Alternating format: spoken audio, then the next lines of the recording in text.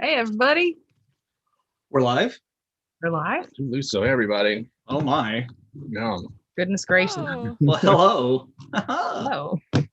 Excuse me while I copy and paste y'all's amazing questions. Yeah. To which we already have a plethora of. So we're gonna, just so y'all know, we're gonna get to the ones we can get to tonight. But like always, we will save these questions and we will answer them. We will get to them in due time. So Yes. just in case you don't get your question answered, stay tuned to the Patreon. And like always, we'll get to it. Yes. Every question gets an answer. It just takes time. You have the Q's, we have the A's. Hello, Is it a everybody. Hi everyone.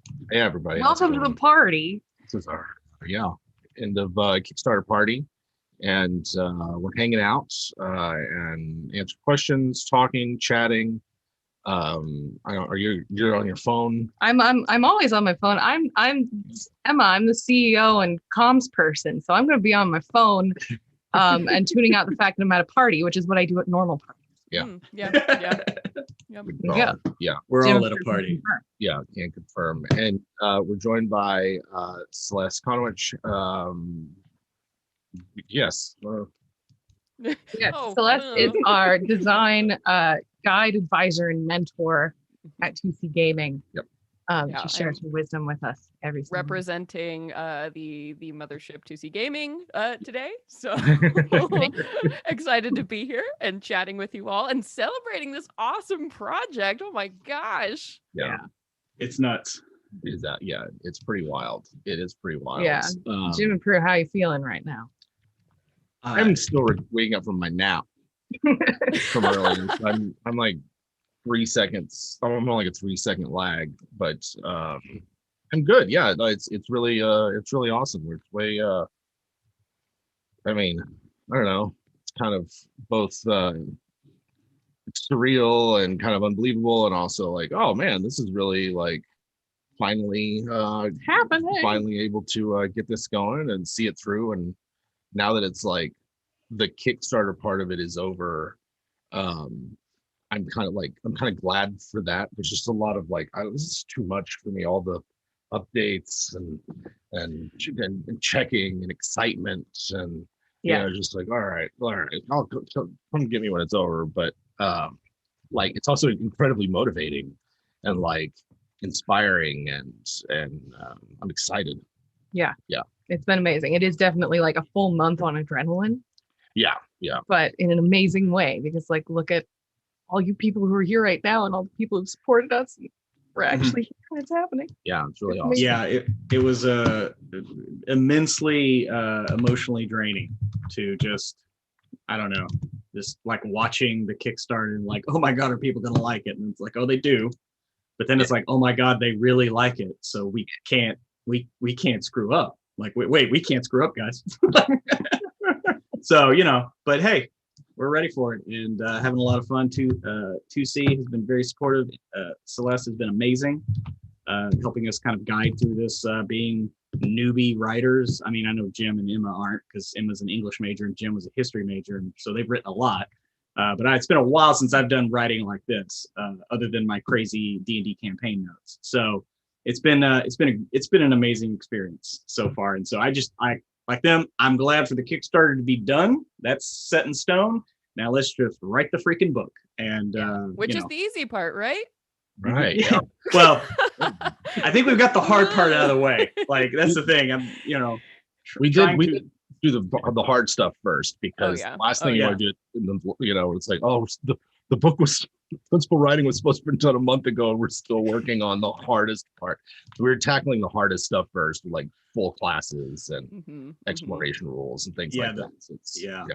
easy stuff last. It's great. I super respect that you all wanted to do the really hard stuff first, because it was definitely the design deep dive, and so I feel like the rest of the project is going to be much more pleasant all around for everyone, I think. Yeah, like I'm hoping for it. If I never think about a DC or the language on when you make a save and how often, I'll be fine. I'll be all right with that. But I think it's all going to work out well, and we're going to have a really awesome book for you guys to use at your games. Mhm. Yeah. I need to reach over you and do something. Right, yeah. Do you need just Oh, need that's this cool. your side? No. So we have what 108 minutes to go. Oh man. Yeah. Oh man. Oh, till the end. Yeah. It's just I didn't know it was going to switch over to minutes. Now that seems so much further than it was. It was only 2 and now it's 108.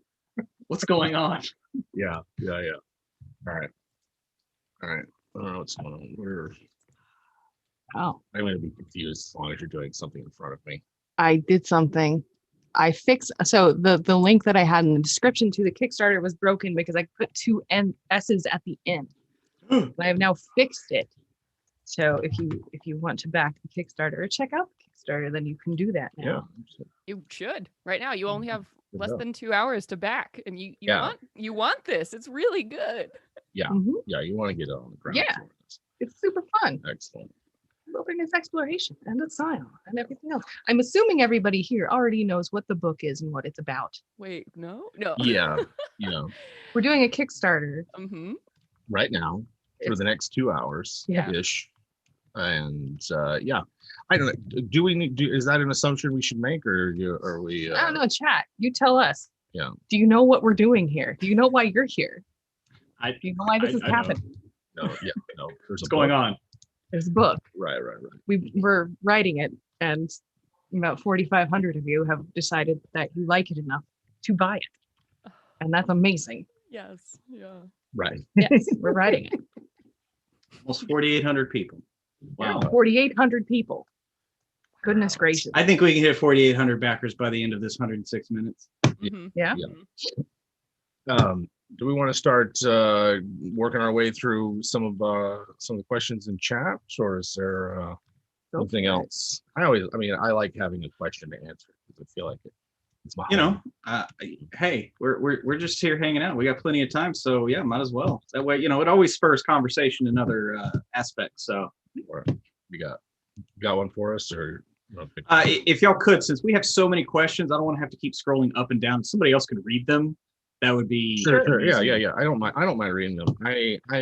Andrew starts us off with a real humdinger. Which bear is best? Colbert. Ooh. Boom! I like And this. he would hate that answer because bears are godless killing machines. Wow. Sorry. Wow. Are we going to have some kind of bear monster that I can look forward to in this book? I don't know the backstory, but it feels very passionate. Yeah. My favorite bear. I don't know that I have a favorite bear. Bears are one of those creatures that I look at and I go, "This is an unfair creature." Like I was watching a nature documentary about them, and the people are like, they tag bears in the wild, like brown bears and black bears and the like, and it's like when you find a bear that in a cage that you've got, like you lured it in this thing and it's ready to be tagged, like they don't try to get out. They just sort of sit there. They're so high up on their predator food chain thing that they don't even perceive us as a threat. And as a human being, animals that don't perceive me as a threat, I'm wary of, because that's bad news for me. And now I live in a state with a lot of bears, and so It's mostly just black bears, though. They're scared of us. that's true. That's You just true. bang the pot They're at them and small. go They're away. really That's true. small. Anyway, I don't know that I have a real answer to this, but it's a good warm up. Owlbears. Yeah. those Owl are bears are the best bears. I would- That's the best answer. Owl bears are the best. superb owlbears. Yeah, I One would of my probably childhood say- nicknames was Emma Bear, so Oh, that's the real answer. I'm gonna say Kung Fu Panda. Yeah. Nice. Jack Black. Yeah. Got him Yeah. at it. Very good. That's my pick. Very good. Best bear. Let's see. Amanda asks us, are nature deities not as strong in this campaign setting? And my answer for a lot of the things like this will be it is entirely dependent on the DM and player, how much or how little deities affect this campaign setting. It is leans into a post-apocalypse. So I think answering the question of what happened to the gods, why didn't the gods stop this, or why did they do this?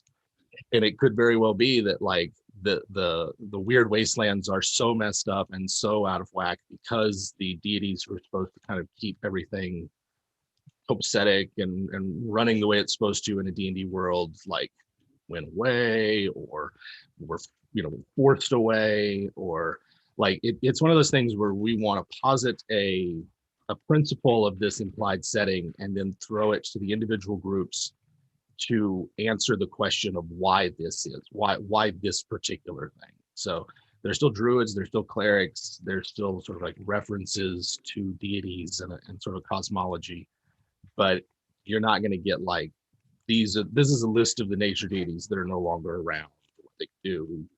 We want to maximize each individual group's enjoyment of it, and if we can just imply things and sort of say, well, this is where our assumptions are coming from, but we don't know why that might be. And it might be the case that in your group, the deities are, real jerks that abandoned their responsibilities and left the world open and vulnerable to this kind of thing. And part of playing in the Weird Wastelands would be bringing them back and holding them to account for that, or figuring out why they're not around or what happened.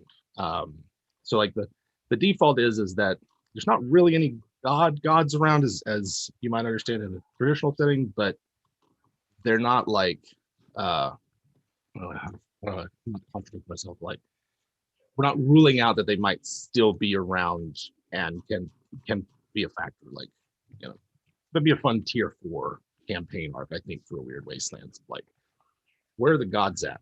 Where did you go? Come back here. So yeah, let's see. Be right back, y'all. Sure, yeah. So Legend of Johnny asks, are there rules or guidelines for item degradation? And right now, my answer is I would like for there to be. I plan on it. We haven't written them yet, those specific ones, but my guidelines for it and is like, is it going to be a hassle to track for individual players or DMs?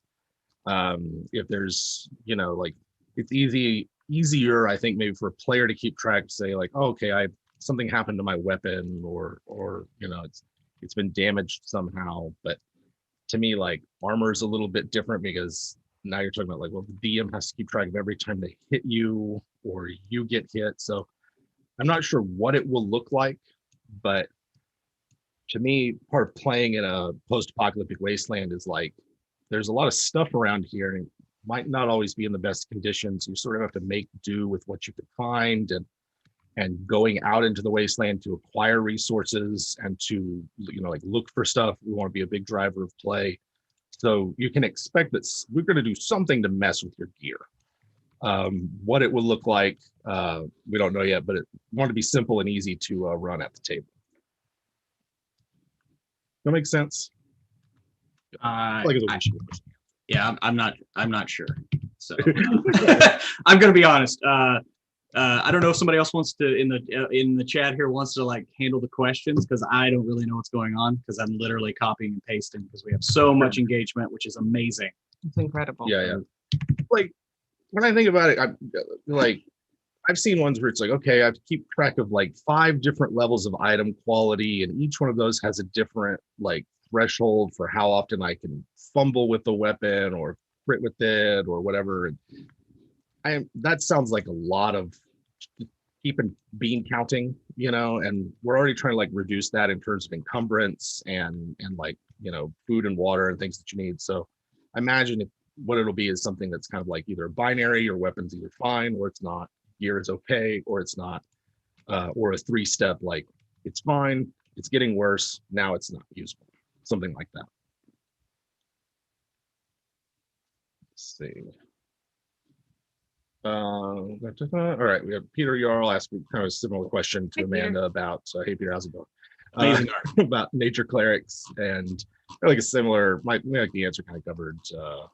When you have a player who's playing a nature cleric in the Weird Wastelands, I feel like this becomes a central part of the question of play. It's like, is there a way to restore these wastelands to their former state, or like, if not reverse the process, then clean up the place and try to remake it. In the home game that I have that sort of inspires Weird Wastelands, there's an order of druids and nature clerics and bards and the like that are trying different things to restore the wasteland and to heal it essentially, and then sort of like understanding they can't just like magic it up and have it be better. It's sort of like a slow process that they have a lot of investment in, and sort of like provides a central locus for a lot of low level play, as the area that they have successfully restored serves as like a home base, and it's sort of like, well, they can actually grow things here, and there's clean water and safety and security, and then that's it's sort of everything beyond that little area is wild and dangerous, like so. That's how I kind of sort of see that going. I'm doing a lot of talking, so I don't know if you guys want to jump in. I'm happy to just talk. That's well, I just have I just regained my focus mid question. So okay. But to me, you answered it. So Okay. like. But if we want to go on to the next one here, we got Zeke 101. What do you think this book will provide that other products either don't or don't do as well? What you guys feel you've made? Well, I think one of the biggest things is, since we're not giving you a specific setting, we're giving you tools to use in your setting, or you can make your own setting out of this. But given the tools that we are giving you, it will help facilitate that play quicker. And also, getting a lot of good feedback on the inclusion of our WebDM wisdom, because it is literally us typing out, talking directly to you, like how we would adjudicate certain things that might seem like edge cases or could have multiple outcomes or something like that. Like, it's been quite interesting to like write mechanics out, like, all right, this is it. Now think about, okay, how can this be broken? Okay, well, this is how you handle this, and this is how I would handle that. But again, we're trying to give you as much guidance as we can, like we love to do here at WebDM, but it is still your game. And so we're trying to facilitate your game as easy and quickly and as good as possible. But I will say, because this is a very, very unique to have the wisdoms, in the book, like alongside your mechanics. So there really is something extra special you get with the wisdoms as you are going through, even if it's just like ideas of how to use things in ways that you never expected. So I feel like y'all are giving them mechanics and then also like great seed ideas at like every turn, which I think is really special and unique to this product. Yeah, that it is one of the things I really like about it, and I like seeing design notes in RPG stuff that I read, whether it's like just to wrap my head around something, or looking at a rule and going like, why this? And like, especially as a D&D player, right? Especially it has a long history of mechanics that people look at and go, what in the world are the designers thinking? Like 5 editions of them, right? And so I feel like it's helpful to the individual DM at the table and the players to be able to look and go, okay, well, this is why they made those changes. This is what they hope this experience feels like or plays out like. And so you then have, more information with which to go, we don't want that. Or we would love that and we want to do more with it. So that's what we plan on doing with that, as well as other things like, here's how we'd run it, or here's something we didn't get a chance to do because of space or word count or time, but we think could be fun. You might want to run with it in that direction. I'm really liking that. For me personally, like, I'm a fan of Rangers. I love hex crawls. I love the exploration pillar of the game, and I've had enough experiences from both a DM and a player side to know that it's a full and rewarding part of play, but requires some kind of mechanical support. And to think about like my own experience with it and all of our experiences with it, and like provide something that other people can take and build and use so that their travel sequences are meaningful. The sessions where they are looking for something in the wilderness or searching for a location or a resource aren't hand waved or tedious or boring, but that they produce like meaningful outcomes with drama and high stakes and consequences. That's what I think is really going to be a strong suit for our book. And then the rest of it's just cool stuff to use in your games that we hope you enjoy. Yeah. Yeah. So next one here we got from Andrew. Are your survival rules fit for any type of campaign or just post-apocalyptic settings? Yeah. I would say depending on the campaign, yeah. I mean, I don't see why they couldn't fit in. I mean, there can be various reasons why you would have extreme weather. It doesn't have to be like a burning desert. You know, there could be other causes of some of these effects for sure. So, you know, if you like something like this is just a toolkit. So just take that tool out and work on your campaign with it. And we hope you get the timing right. Hope, you know, you don't have to replace those spark plugs so soon, and it extends the life of the engine of your campaign. Yeah, that's good. That's a real good point. Yeah, you don't have to play it like where the whole world's terrible and messed up. Like, to use an example, maybe a lot of y'all are familiar with, like you could take the Forgotten Realms and take something like the Amarok Desert, which is a magical wasteland. It's a desert in the middle of like the northern part of the hemisphere. You know, like it's a result of this magical catastrophe, and yet people live there and there's stuff to do there. But it doesn't define the whole campaign world. It could define a couple of sessions. It could define, you know, a year's worth of play. You don't have to use the magical stuff that's in there. It could just be that you're running a campaign in a desert or an arid region and you want to use that, or you just want to use it as a template to create something for a different biome or environment. You sort of like scrub away the very specific parts of some of the survival rules that we have to make them fit better, and sort of like use that as your own template. We hope that you get a lot out of it and not feel constrained to use it in any one particular way. But it is harsh. Like, it's bad. Like, I was in writing the exploration rules and the weather and stuff, there were several times where I was like, is this too much?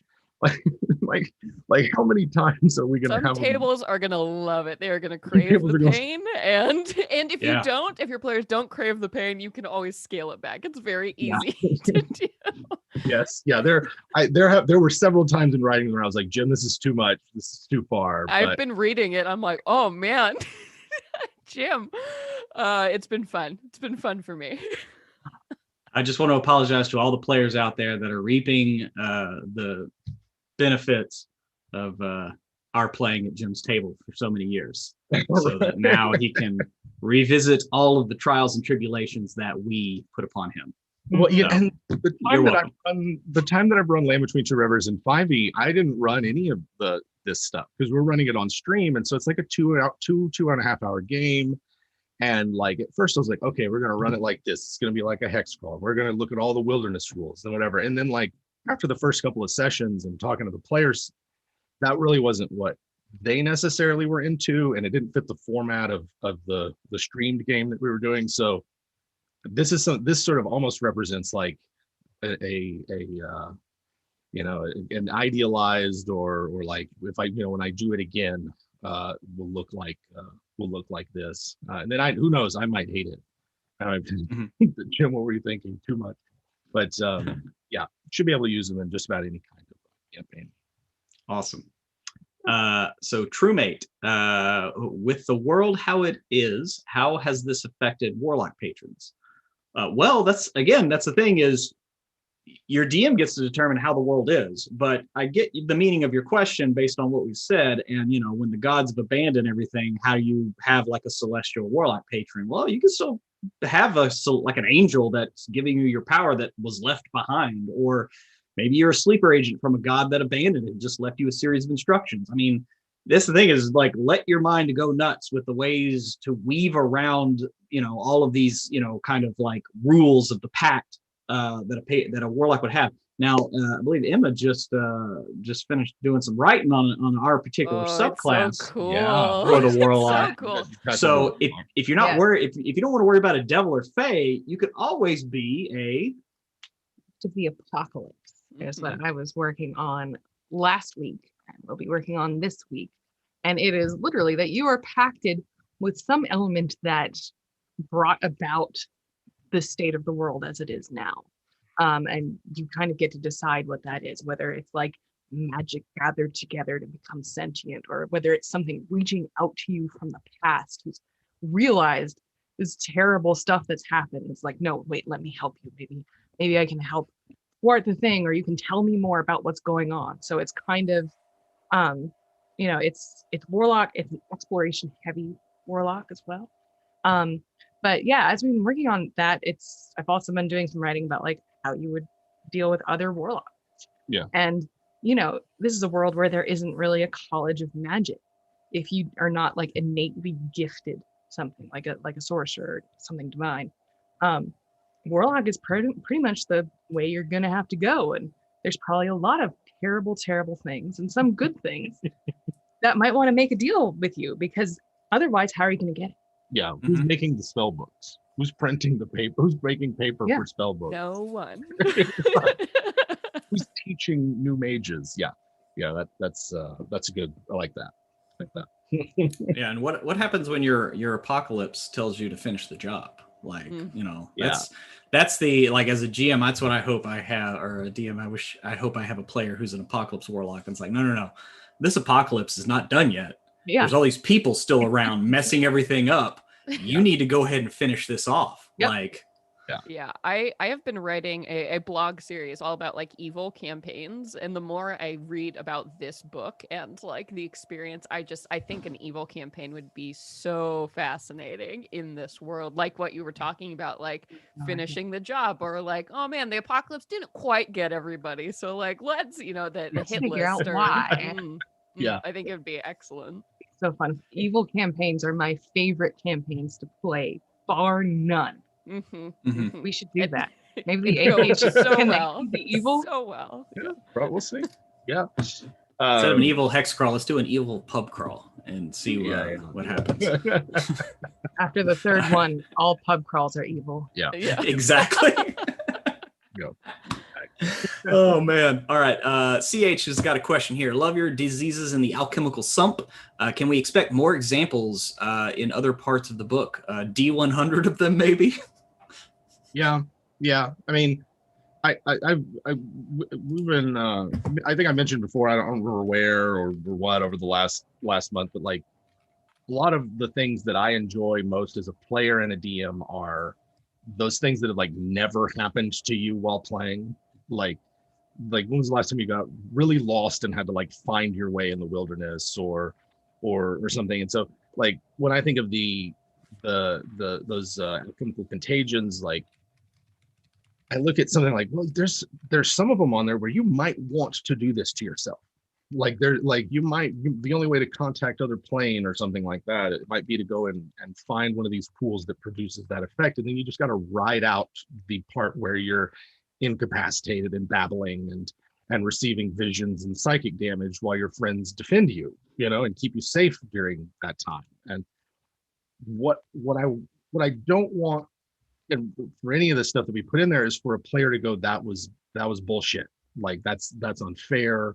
I don't like that, because it takes away something from my character. What I want is for someone to go, that's bullshit. This is terrible. But it's interesting. It's not boring. And I don't have my character taken away from me permanently, but they're changed by the experience of it. That, I'm a fan of like all versions of D&D. I've enjoyed them all. I've played them all, and I like them each for their own merits. And one of the things I like about some of the older versions of D&D is that your character's life and existence is on the line when they go do these dangerous things. And that works for those editions because it takes 2 minutes to roll up a new character, and the locus of play isn't exactly exploring who the characters are like it is in 5th edition.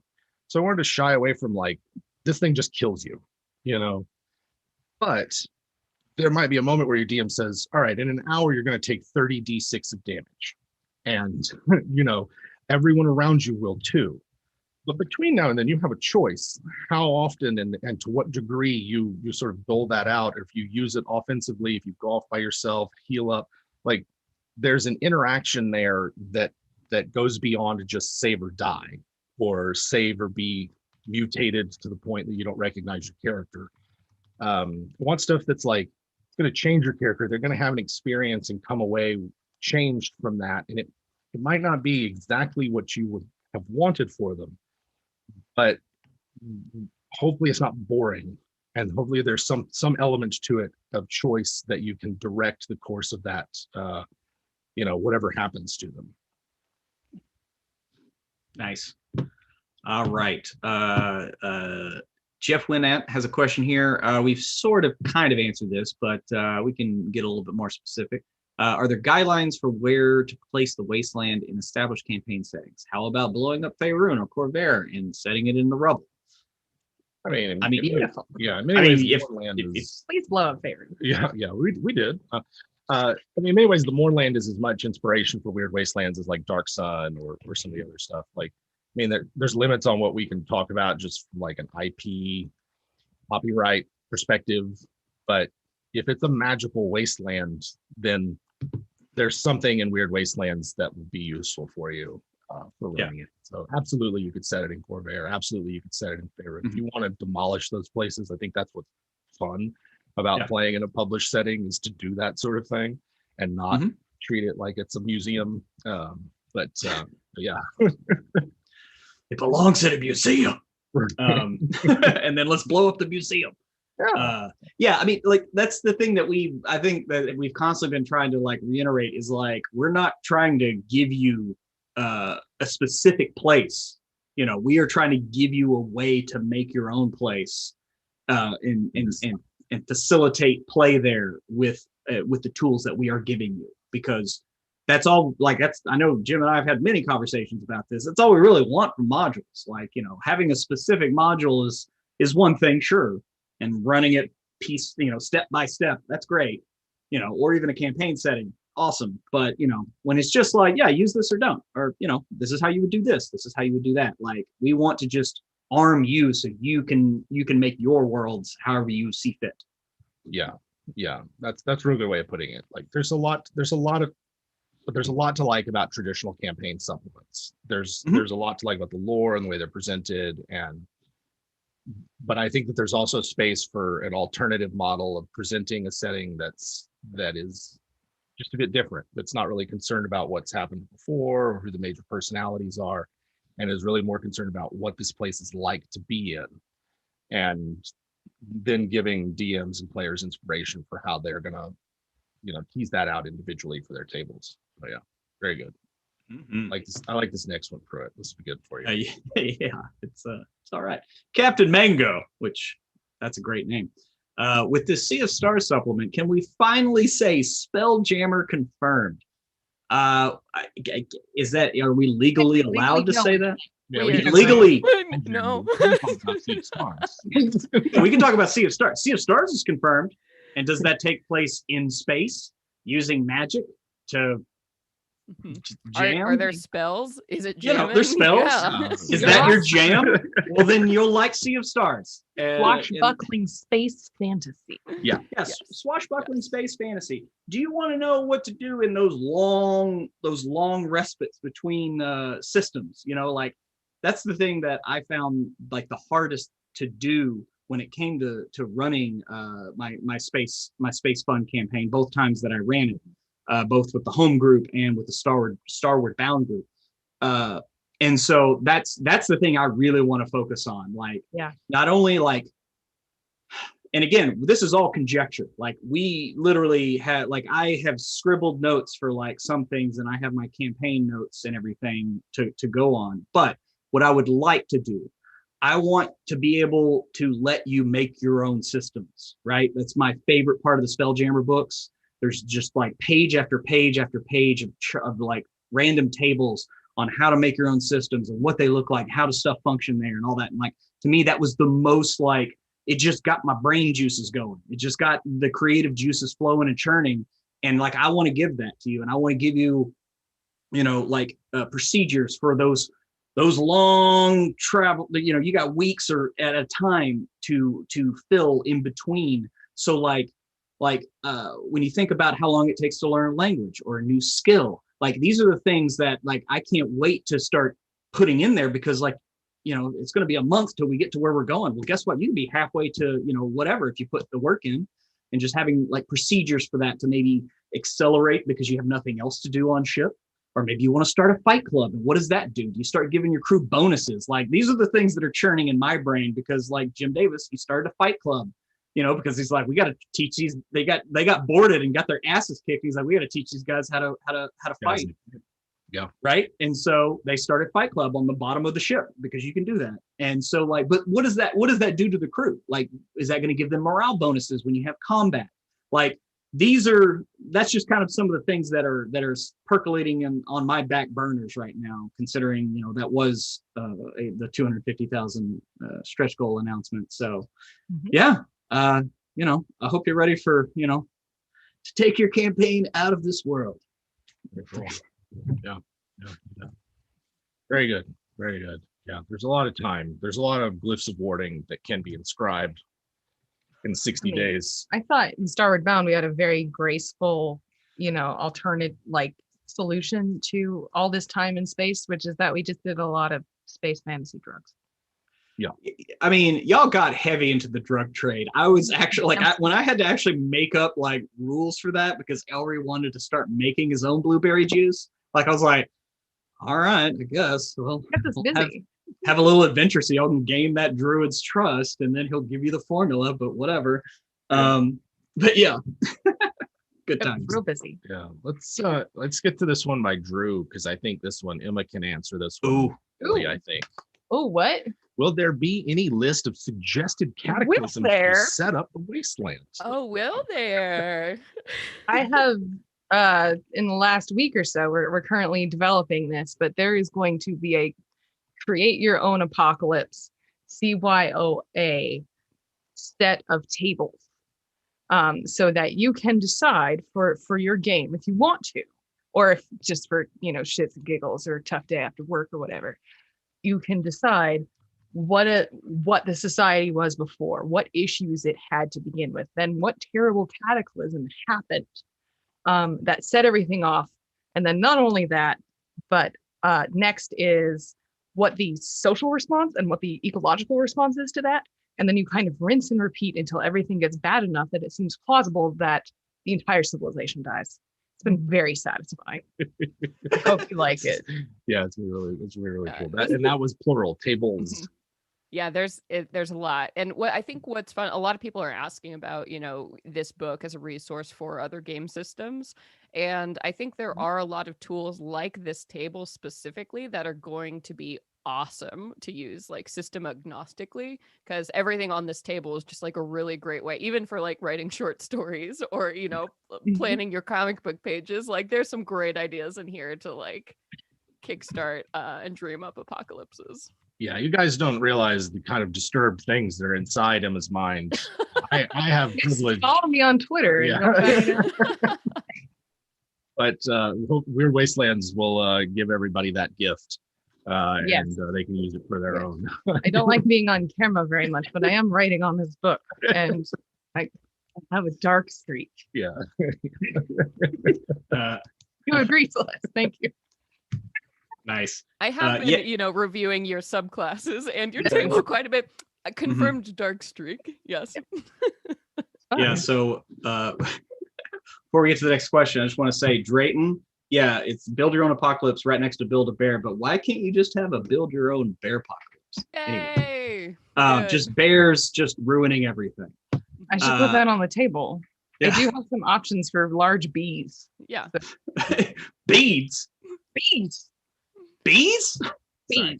Anyway, I can't not do that bit anytime I hear that word. Sam Sulik, been thinking about doing some writing myself. What part of writing the book was the most difficult and which came more naturally? Oh boy. So creating your own class, if you just want to have fun, I don't recommend it. It is every day is a pride swallowing siege, if I can borrow a line from one of my favorite movies. But we got through it. And that's, again, like we said earlier, wanted to get wanted to birth that baby first and get it out of the way before we move on, because now we're getting to the subclasses, and this is much easier, especially after doing a whole class with its own 3 subclasses. Now you're like, oh, okay. And I'm looking at these subclasses now, doing the enforcer and whatever. And it's well, at least I can go look at rogue and all right, this is what's come before. This is what I don't want to do. how can I make this its own thing? And at least you have something a little bit, there's something there to compare it to. So that I would say that this is much easier. I can't wait because we've done a lot of monster design work. I can't wait to get to the monsters because we have some fun ideas, even ideas for like silly monsters that seem completely innocent and harmless at first, but until like you wait too long and then you realize like, oh my God, I've made a huge mistake. Stuff like that. Like, I can't wait to get to that. What about you, Jim? Emma? So I think maybe the most difficult thing about writing this has been the difference between like the kind of writing I would do for D&D before anybody else needed to see it, and the kind of writing needed to do for other people to be able to parse what the idea is. Like, you're writing for your home game, it's shorthand, it's keywords, it's post-it notes at the last minute, like there's a lot you keep up here that when you're running, you just can pull out without really needing to worry too much about it ahead of time, or you just like take something and reskin it and not worry about whether you can or not, and make and sell that to others. So there's a sort of a point where you've got to think like someone that's not you as you're looking at it and going like, well, does this make sense if I don't understand all the backstory to this part of the writing, right? If I don't understand where the designer's coming from, would this still make sense? If I'm a new DM and I open the page up and I read it and I go, okay, well, what am I supposed to do with this rules bit or this monster or location? And I think that's been a real challenge. And for me, as a lifelong hobbyist, I've come to prize like minimalism and sort of efficiency and sort of cleverness in terms of presenting things like on the page. And it really wasn't until I started writing it myself that I go, oh, I totally see how you get game books that are just filled with walls of text and too much information almost, because there's a worry on my part sometimes. I'm like, well, I didn't cover all the bases. I didn't have something for everyone. So learning to rein that in and go like, what, I can trust the audience. I can trust the GMs and players who are here. It doesn't all need to go on the page. It just needs to be enough to get the idea across. That's been a challenge for me personally. The natural stuff is just like the weird ideas and getting that out there. Like that's just sort of what my mind's like always. So it's sort of a matter of putting it on page. Mm-hmm. I often say, because I've been designing D&D now for about 3 years and I've been DMing for about 15, and like the big transition to becoming like a full-time game designer, and the difference between writing your DM notes and writing for anything, it's your ideas aren't just for your table, they aren't just for your games. You have to put them in a format that literally anyone in the entire world could walk up to, instantly understand what's going on, and it's totally usable, which is a huge jump to have to do. So Sure. you all have done a fantastic job of like, Mm-hmm. getting that and like going through the weird mental gymnastics of, taking something and making it a tool that anybody in the world can pick up and automatically use. Yeah. Sure. The line between convoluted and clear.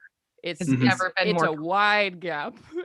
Yeah, it's I will say it's one of those things, like it's been an interesting learning curve. Like you write out something, you're like, yeah, that makes sense. And the Celeste comes back like, what does this mean? Blah, blah, blah. And I'm like, and then I go back and read it. And I'm like, yeah, that doesn't really make sense. Like when I go and read it a second time and you have to add a sentence here and there and a comma and whatever. And then it's like, all right, that looks like a D&D mechanic now. Yeah. And it's like, yeah, there you go.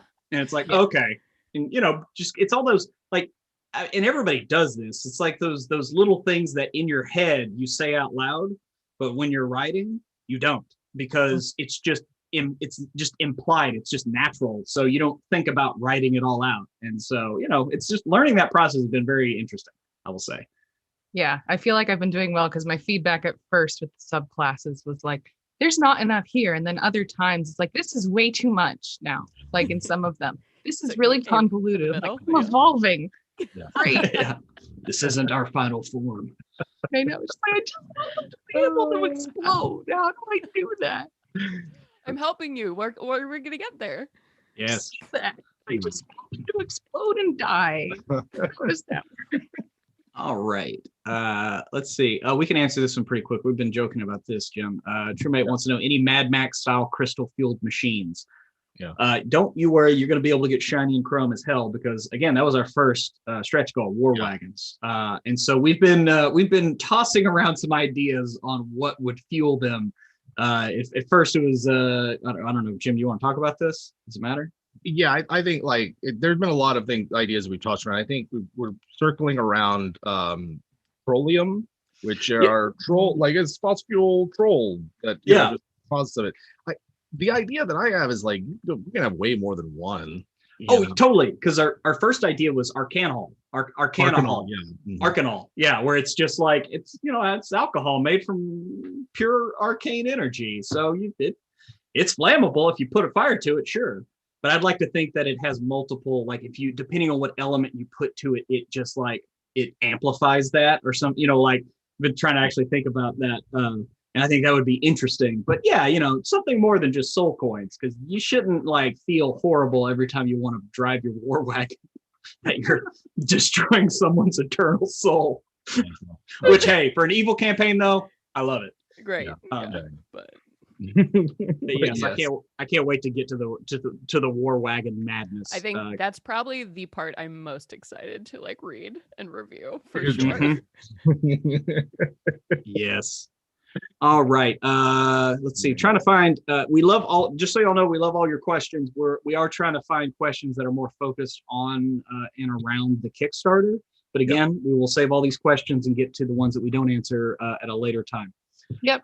We do. If you listen to our main show on podcast, which you can get on any podcasty thing, there are always 2 questions at the end of the sort of like the main show that are just for the podcast. You can listen to those there, or sometimes we answer them just on Patreon. Either way, it will be. That's where we. Yeah. All right. So. All right. Perhaps Kyle's question about the delay. Yep. So Kyle Brennan. What is going to be the delay between the first and the second shipments? So we are building in a lot of time to make sure that we can fulfill things in the time that we say that we can. And that's basically all that it is that we're sort of tearing out those times to be able to fulfill all those things and be absolutely sure we can do it exactly when we can. So that's why there are batches of everything. Yeah, that's basically it. Yeah. Yep. Yeah, as opposed to just like one undifferentiated, yes. You'll get this whenever, and then you see people online like, why haven't I gotten mine? And it's like another month. Yeah. Just like to be clear up front that these are in waves, and yes, there's only a handful of us sort of doing fulfillment and everything. So it's just gonna take time. Yeah, and something we really like to do at 2C Gaming, because we have run 13, 14 now successful Kickstarters. So always, under promise and over deliver, right, is the theory here. And we do work with like a lot of really great printers and really ensure high quality stuff. So we always want to prioritize that and make sure, if it is a few more weeks here and there, it's absolutely worth it. Absolutely. Yeah. Nice.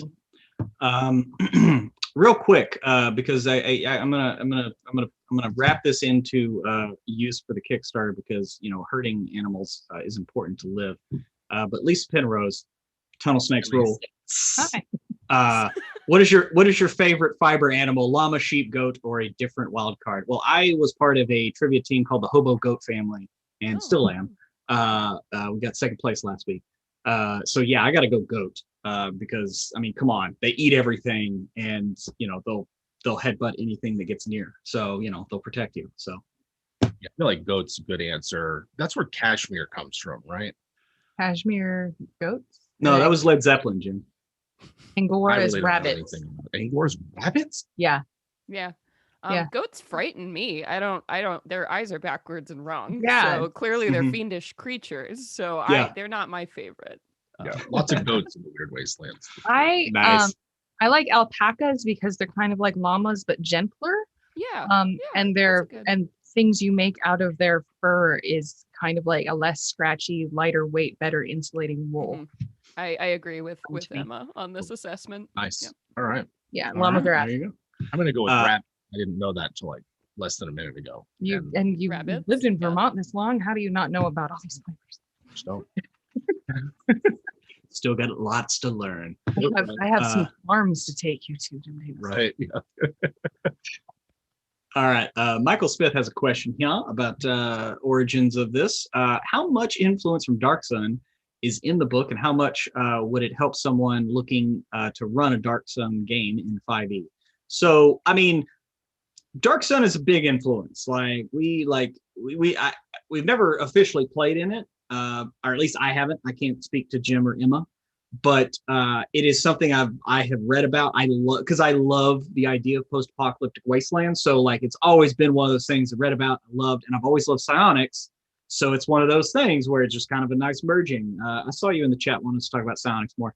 So I would say definitely, like, yes, if you wanted to use this book and just run your version of Dark Sun, you could. We don't have the elements of Dark Sun that are there, like defiling versus, I forgot the other. Preserving, right? So there's not that, but I mean, you could write mechanics for that for sure. Pretty good supplements, like fan supplements for 5e Dark Sun out there that you can use. So go ahead. I'll let you finish. No. Oh no, I was just gonna say. So yes, there was a lot of influence from Dark Sun. That is beyond denial at this point. It's pretty obvious. And please use it to run your own Dark Sun campaign by all means. Yeah, you can use it to model like the harsh environments of it, but like all the stuff about the city states, psionics, the Templars, like that's all very specific to Dark Sun. That's not there. For me, the biggest influence from Dark Sun is like I feel like starting from the same premise as Dark Sun does, where Dark Sun says like, okay, this is like regular D&D, but we're cranking up just the ambient difficulty. It's just life is just more hard. You're just harder here, right? Like it's harsher. Survival isn't a given. Sometimes the adventure will be about the struggle for survival, and I in my personal game for this, you have to forgive us. We got somebody's drawn map you can hear right it. above us. Chalk or Burninator. It's time for him to go to bed. Yeah. And the idea of Dark Sun saying, we're going to take these things that are familiar in D&D and twist them enough so that they're new and different and have a different perspective. That drove a lot of like the initial ideas behind the campaign setting that would become Weird Wastelands. The idea that magic is somehow harmful in excess. That Dark Sun is one of those settings where all these people trying to become immortal dragon kings and sorcerer gods and the like ruined this place. Like they sapped the very life out of it.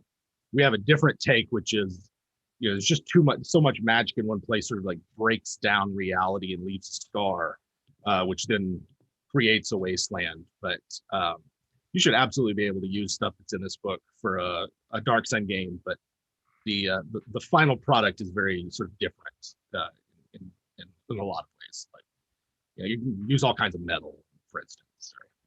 Yeah. And not every plant is psychic, but maybe we can put a maybe we can put a template in there. Person, it's got to be. Maybe we could put some rules in there under the whatever section for that. I don't know. I'm always into psychic plants. That's always good. I'll help you. Yeah, whatever you need from me. Well, yeah, I mean, I did write, but the thing is I did write. I called them psi hacks instead of like wild talents because I love the idea that psionics would call these people hacks because they were born with it. They have to work on it. But I did write rules for like, do you want to have everybody have a chance to be psionic? Roll this dice. Then you roll this dice, and you might get one of these disciplines. You don't really have, Pro tip. If you are a psi hack, make sure your intelligence is high. That's all I'm going to give you. It's just like, don't put a 10 intelligence or you won't really have fun. Like one of the things for me with talking about influences and classic settings that people are sort of clamoring for and like is like, I wouldn't want us to produce something that's a knockoff or that's like, you could just go to, buy a PDF of the second edition supplement and sort of be inspired by it. We wanted is something that's like you can use it to run these, but it's Weird Wastelands is its own thing. It's got its own aesthetic. It's got its own goals for play. I like a lot of gonzo D&D where we're mixing genres and throwing in stuff that you wouldn't normally think of, like giving a first level party wish or something, just because in my experience, that makes for really awesome and memorable games. And so we wanted to impart that with this, wasteland post-apocalyptic aesthetic that just happens to align with some of the classic settings, in the same way that our swashbuckling space fantasy is going to be our own take on it, based on our own play experiences and what we like, and not just warmed over Spelljammer. Yeah. Nobody likes warm jam, spell or otherwise. Anyway, Jim, do you want to answer a question about animal companions in the Wastelands? Yeah, we can do that. Okay. So Rick C's got a question here. Will there be weird Wasteland versions of animal companions that you've homebrewed available? P.S. Can't wait for September to get your copy. Glad you backed it.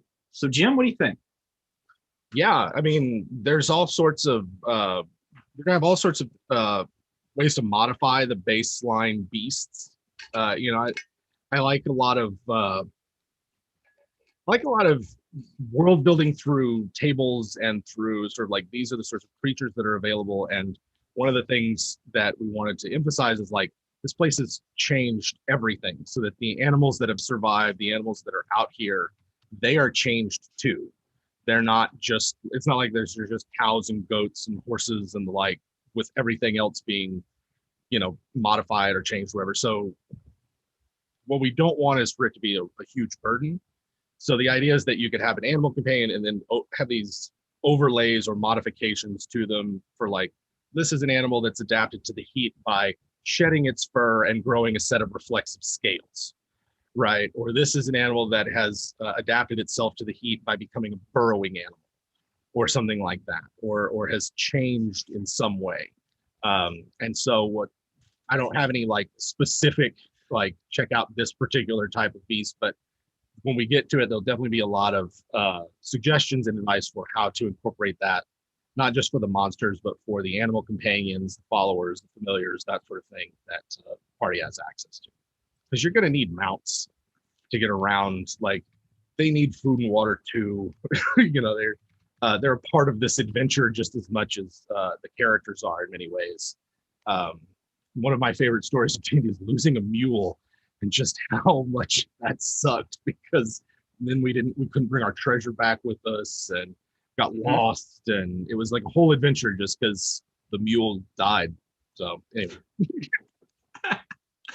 See, now Jim, you said maybe they burrow, and I don't know why my brain went to giraffes first, but I'm just imagining a burrowing giraffe. Oh, Just they like stick a their bird. heads up like And then they just stick their Sundering. heads up and look around and look around, Yeah. nope, and then come up over here, like, be perfect. That's Look terrifying. like sock puppets I in the hate desert. it. Thank you. It's terrifying. Yeah. Thank you. Yeah. I hate it. Because they shed their legs and they have little like trimmer Whoa. tentacle like spike things, so they burrow through with just like they're just like a neck and a head. Anyway, That's Yeah, awful. like a That's first thing. awful. anyway, all right.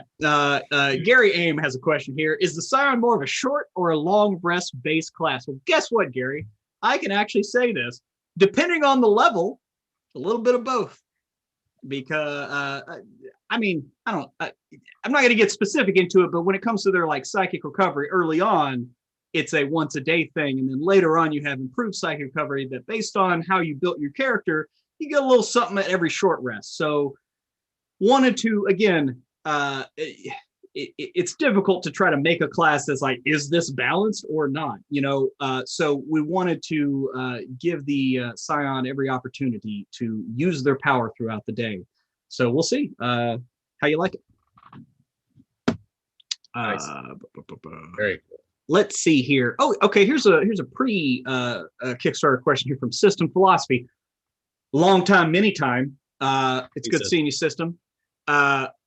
Before the Kickstarter started, how did you infer the amount of success this level? Okay, so did we expect to be sitting at almost $340,000? No, I didn't. I can only speak for me. Did not. I thought we would fund. Surely we would fund. I figured we would fund on the first day. I figured it would take maybe a couple of hours. Okay, but at most, I thought we were going to hit tops like absolute tops, I really thought I was like, okay, well, if we get to a court like 250,000, like that's just mind blown. That was my actual first assessment. And then the Kickstarter funded in 16 minutes and my brain just kind of like fell in on itself. So here we are. Yeah. As the CEO, I can speak a little bit to what my expectations were. And if you can hear stuff in the background and me and Jim are looking really distracted, it's because the bathtub is overflowed and now you can hear a small waterfall falling into the basement. But right now that's grandma's problem. Your own apocalypse happening right here in your Yes. Yeah, Apocalypse is hear it? abound. Can you all hear it? No, we can't hear Oh, it. thank God. No. So yeah. It's very loud for us. Yeah, it performed more than I thought it would. And I knew it was going to do something, you know. I expected it to succeed. I expected it to fund quickly. Personally, I started and ended my expectation at about 200, because that's the amount where it's like, okay, we can do that. We can make the book that we really, really, really want to. And we had goals planned for a little beyond that. But for me personally, just in the person I am and in terms of just, you know, not counting your chickens before they're hatched, I didn't allow myself to think past 200. So now it's pretty fucking insane. Pretty great. Yeah.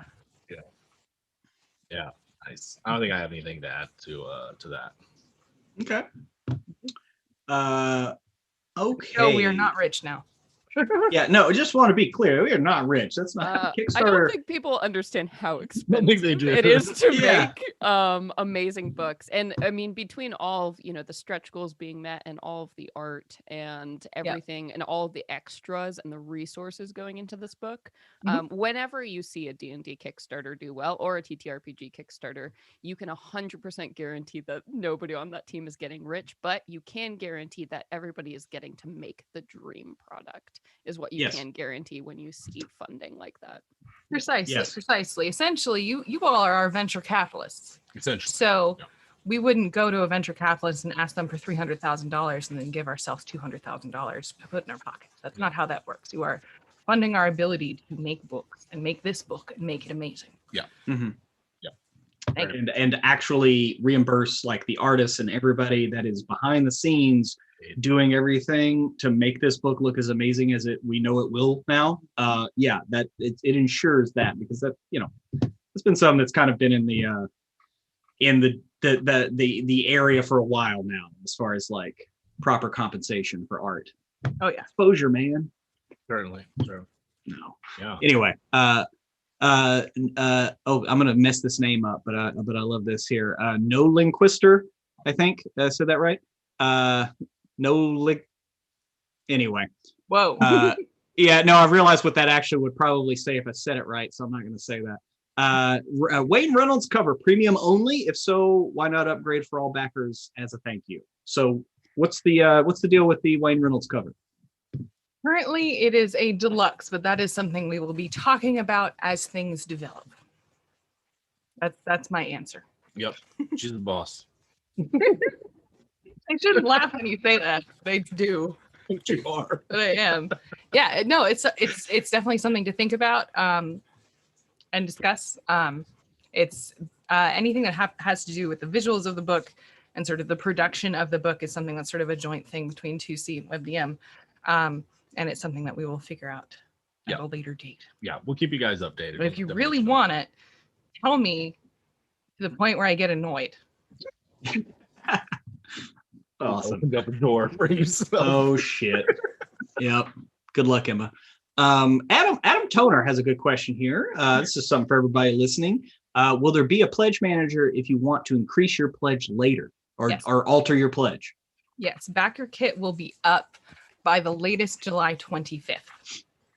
And you will be able to do that there. If you weren't able to pledge, you'll be able to do a late pledge. All that good stuff. Yeah, all that stuff. And we got all the add-ons. You can add on everything. Yep. All right. Spider Pig 1223. Spider Pig. Sorry, I love that.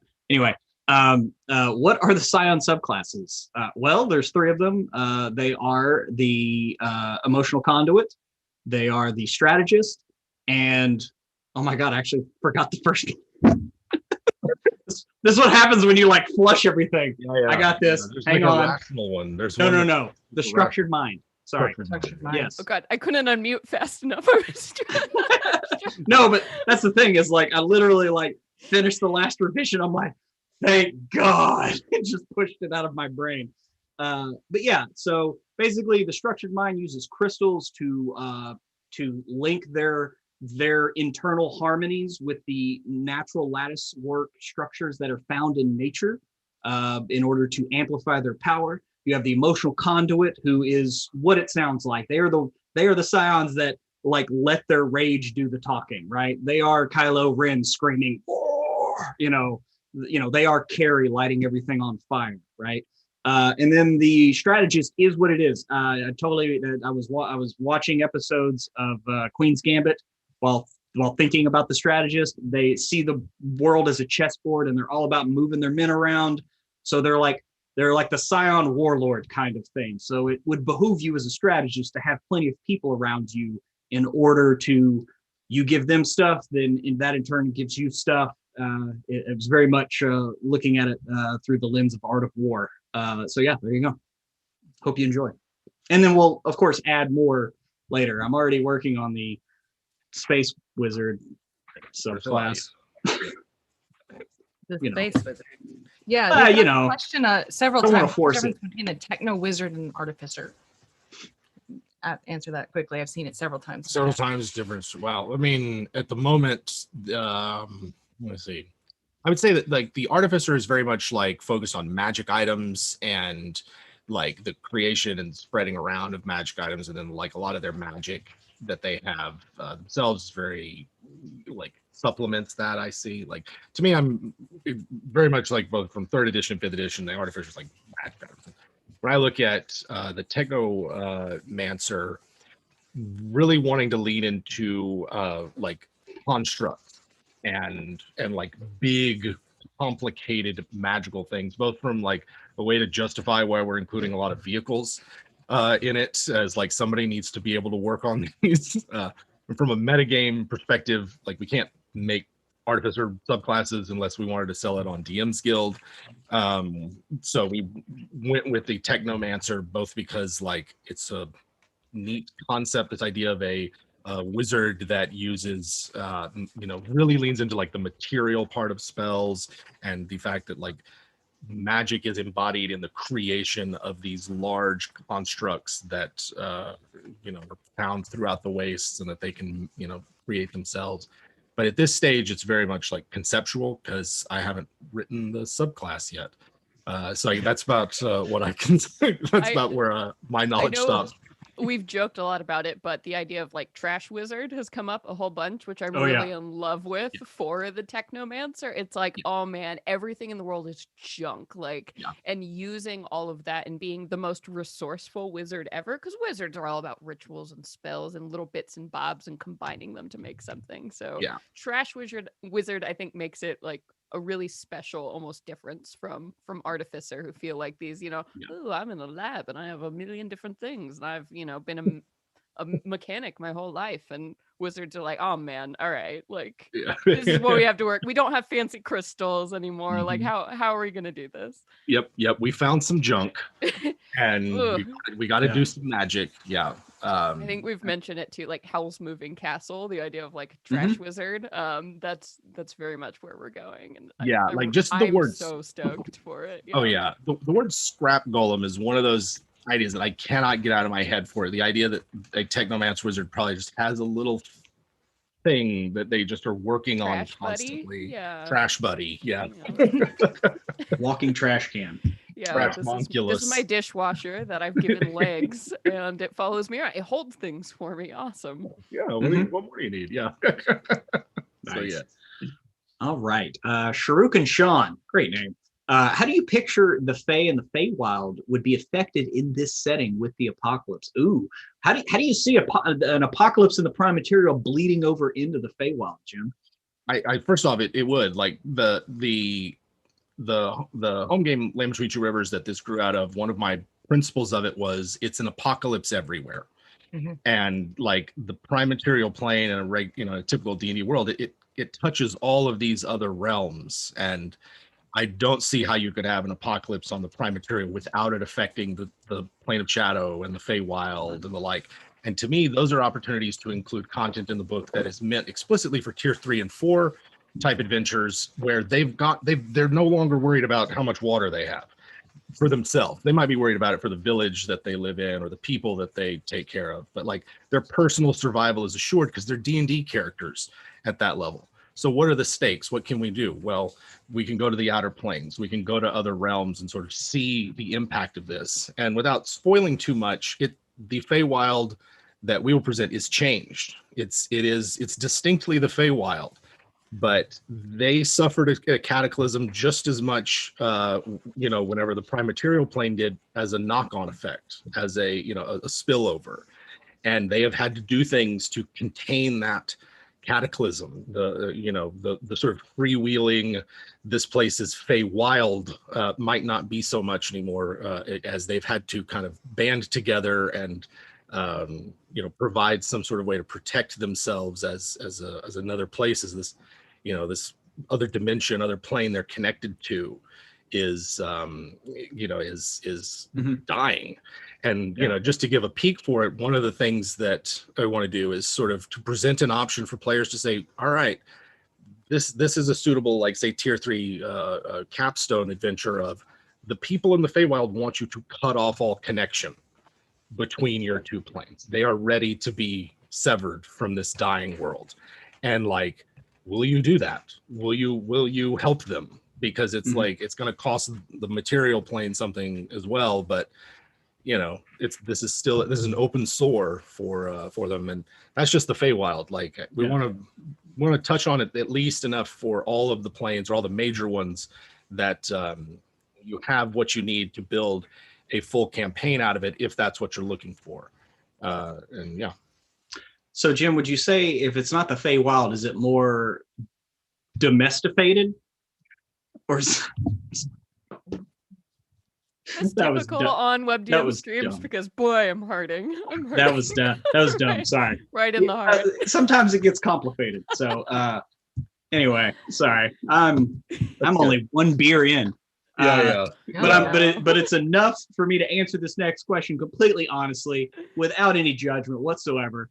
Lord T, we'll just say. Weird question. Pruitt, do you love Jim and vice versa in a bromance way? You're goddamn right. I mean, come on. You can't. I've known Jim since high school. Okay. Yeah. I'm 42 years old. I have known Jim more than half of my life. Yeah. We have gamed together for at least half of my life. For me not to love Jim would be like insane. I just don't know. Like, I mean, he's my brother from another mother. So yeah, it's impossible to imagine life without Pruitt. Yeah. So there you go. That's all. Let's come in for a big group hug. Yeah. Come on now. I love y'all too. Yes. Love you. I love you too. I love you. I'm so glad. Yes, those who do not know, me and Jim Davis are married, and we are business partners together. What? Yeah. Yep. Yeah, a kid too. Got all the things. Let's awesome. See. We're really committed. Right. Here you go. We've been talking about a lot of magical hazards and whatnot, but Kirk Oogle has. Are you including a section on natural hazards? Yep. Yeah, we're as much as possible, we're sort of integrating them into one cohesive whole, so that the weather system produces both natural weather hazards and supernatural weather hazards. The journey misfortunes section has, like, you'll have to deal with like natural terrain hazards as well as supernatural ones, and that they will come out as a part of like an emergent element of gameplay based on the actions your characters take. Really like how. I don't know that I have anything else to say. Yeah. So I just really like how on the choose your own apocalypse table too, there are a lot of options. It's like, hey, was it a magical apocalypse or was it a non-magical apocalypse? And I feel like that will really influence what you like to use as an option. You can totally do both. I think it's really interesting that both kind of paths are there for you, and there's definitely tools for all Yep. kinds. There's that. There's also tools of if you want this to be like a very near Earth situation, not just non-magical, but like non-fantasy. Mhm. There's that too. Yeah. Yeah. I like the result. It was like this place was normal, and then there was an apocalypse, and Yeah. now it's D&D. Yeah, it Yep. was Earth, Yes. and then all of a sudden there's magic, because God, that would be just a Terrible. catastrophe. Nice. All the chicken farmers having to deal with a rash of cockatrice all of a Yeah, sudden. like, All right. why? What is this? Yeah. That's just terrible. Okay, let's see. Kyle, do you have any trouble navigating the OGL? I don't think so. Other than forgetting that artificers weren't on it, that's about That's it. it. Yeah, I was gonna say. Yeah, that's really it. It's I will say there are some really great people out there who are making digital resources to make it really easy to reference like the SRD and OGL. So, find those folks and throw them some donations if you are interested in writing for yourself and leaning on online resources. Yeah. Mhm. Yeah, Nice. sure. For sure. Okay. Oh man. I'm gonna ask this because anyway. Gary has a question here. In the next World of WebDM is inspired by Spelljammer. Is there any chance for a Planescape-inspired supplement? Yeah. I mean, here's here are my thoughts on Planescape. I love it. It was like one of the first fantasy settings that I came across, like right as I was getting into D&D, that was like, whoa, this is nuts. I have run a couple of games in Planescape, and I have thoughts on how much to it, because to me, a Planescape is very much about the factions as well as the planes, and making something that is not just like captures that spirit, but also facilitates an adventure where you might visit 3 or 4 different planes and not know which ones they're going to be ahead of time would be a priority for that kind of supplement. Yeah, definitely. Yeah, like I like a lot of the Planescape stuff. I think it's wonderful, breath of fresh air. But in terms of like this, does this help me prepare for and run a game?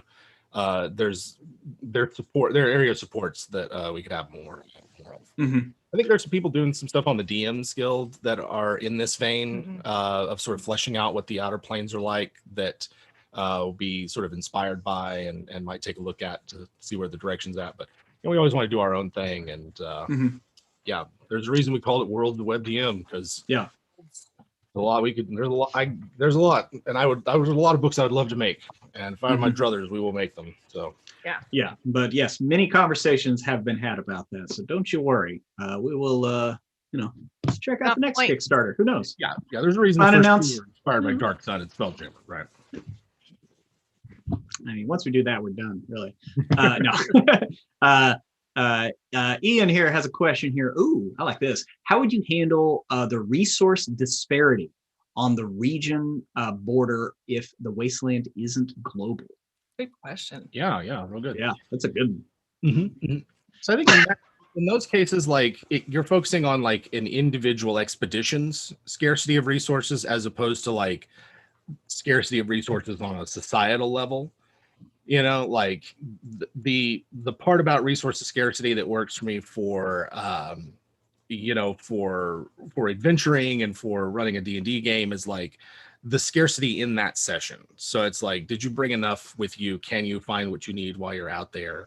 And then from like a world building perspective, looking at it is like, well, there's always regions where there's sort of more or less scarcity. Like I'm a historian by, not trade, but like a degree, education, all that stuff. Like my fascination with history was always those liminal spaces where there's an agrarian settled, like powerful, like empire or polity or something like that. And then just beyond its borders is a, semi-arid or inhospitable region where nevertheless people flourish and are vital and also necessary for that larger empire to function. They are intermediaries between empires. They are places where trade goods and mercenaries and an influx of immigrants and the like come from. And so there's always a reciprocity between areas where resources are scarce and survival isn't guaranteed and it's just a little harsher,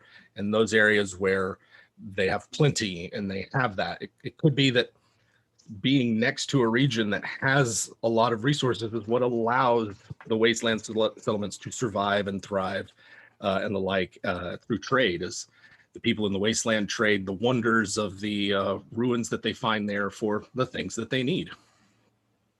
Something that should be said too, a really exciting part of the book that we're going to be doing is the factions section. I'm really excited to see how that interplays, because I think resource management and acquisition is going to be huge. So having these like ready to go factions that maybe have these resources or like have a way to get these resources is going to be a very interesting and evocative like tool to use in your campaign when you are dealing with resource scarcity or management. Oh yeah, for sure. That's a good point. Very point. Yeah, I mean, when you have warlords they're going to always be fighting over something. It's going to be a huge deal for each and every adventure. Yeah, even the most inhospitable places on Earth, there's stuff people want. There's people that live there. There's people that don't want anybody else messing with it, and all that conflict that you can use to inspire your own games. We want to embed in the book for you. Awesome. Hey, we got a question here for Celeste from Don Coffin. What subclasses are you most excited for? Curious to hear as you're a designer yourself.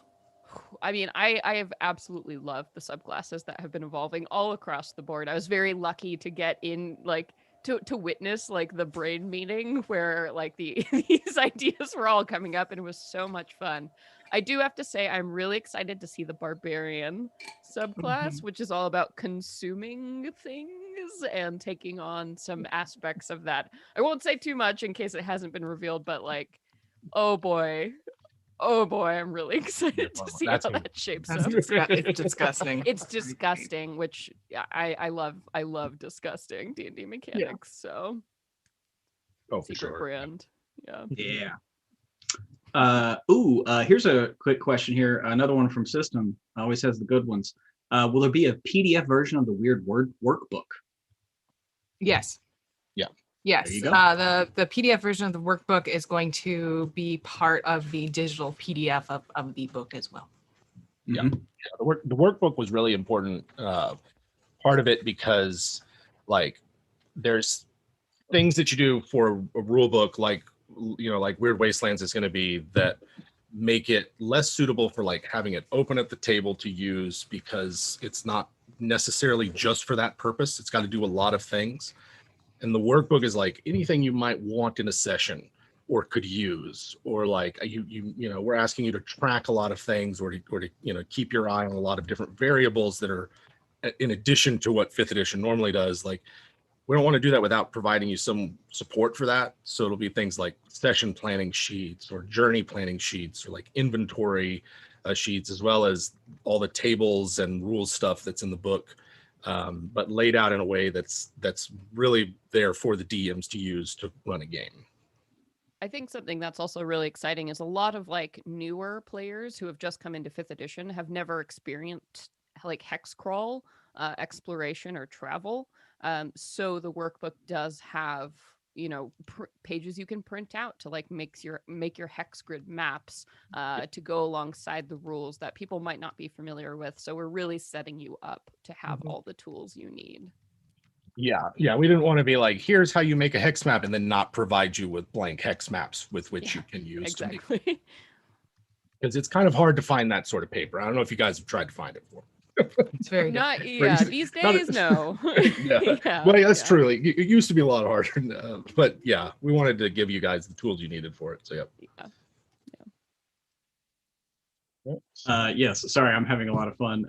Richard Simmons is a barbarian. That's all I'm going to say. Based on what's going on in the chat right now. As soon as we get caught up, they'll get it. All right, we got a question here. What type of multi-classing do you picture with the subclasses in the book? I feel like the Enforcer Rogue would work well combined with the Barbarian.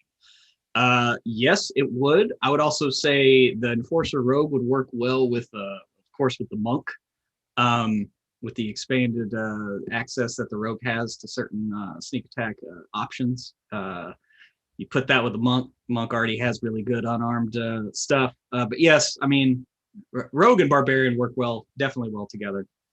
I mean, it's hard to speak on most of them because we're all writing different subclasses. But when it comes to just general knowledge, I would say that the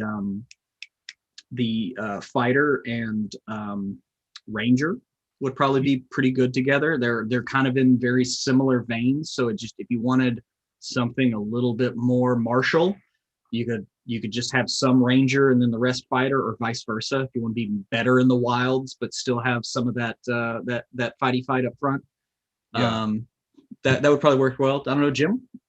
One of the things that I really like about the way that 5th edition has handled the class and subclass is it starts to break down the what a lot of people see as like the artificial barriers between the classes. There's overlap between, say, the monk and the wizard. At least I see. They both have sort of a tradition of discipline and focus that produces some sort of supernatural power. And there's other sort of overlaps there. And with the way that we're doing the subclasses, I think in a lot of ways you could say this could have been a barbarian subclass, or it could have been this other kind of subclass. This could have been a ranger subclass, or it could have been this kind. So there's a lot of thematic links between them. Like, for instance, looking at the sorcerer and warlock that Emma was working on while we're sort of like writing them up and brainstorming about it, I was like, this would just be a cool multi-class of like, this is the sorcerer that's been, sun followed. They've been touched by this radiant and deadly sun that's baking the wasteland. But what if that was also the source of the apocalypse? And to kind of like combine those two things to create someone that's like, you really, when they go Nova, you really don't want to be around. Please stand back. what's really exciting from an outside like designer perspective, because I feel like in a lot of the subclasses we're getting now, there is a tendency in official materials to not give you a lot of descriptive information or inspirational, I think, information. I think it's very much the philosophy is just like leave it so they can do whatever they want. Right. But I think in this book all the subclasses have so many interesting ideas and themes going on that I would find it hard to make a character in this world and not want to take multiple subclasses, because also to survive, like, it always behooves you to take maybe some of cleric and like learn to live and survive in the worst conditions ever, and take this. Or like for the paladin who becomes a warlord, it's like, of course you were probably something else. Maybe you were an enforcer before you got to this point. It makes a lot of sense, narrative sense, and it works so well together that I would find it very exciting to multi-class, I think, with these options. An enforcer into a warlord, just getting tired of guarding the door. That makes so much sense, right? I'm tired of guarding the door. I can run this place. I can do this thing. I can exactly. I love it. The 5th edition bringing out what was always there in the classes, but making explicit that like there is an embedded narrative in this thing. And like that's one of the reasons you use a class system, is because they come with not just mechanics inbound in them, but they've also got like a story and a narrative. And the more I design for 5th edition, the more I find that if you can nail down the narrative that you want this rule or mechanic to convey, then it's going to make the designing of the mechanic part much easier. And many times just flows right out of the narrative that you're creating with whatever it is. So yeah, there's going to be a lot of fun stuff. Combinations. Okay, next question here. By the way, we got 25 minutes to go on the Kickstarter, just letting y'all know. And just so you know, I'm going to bounce for a quick bio after this question, so I'll be right back after that. Will the quest deck contain, or the quests in the quest deck be in the book, or is that a separate piece of content? It's a combo. I'm going to let y'all handle that. Yeah.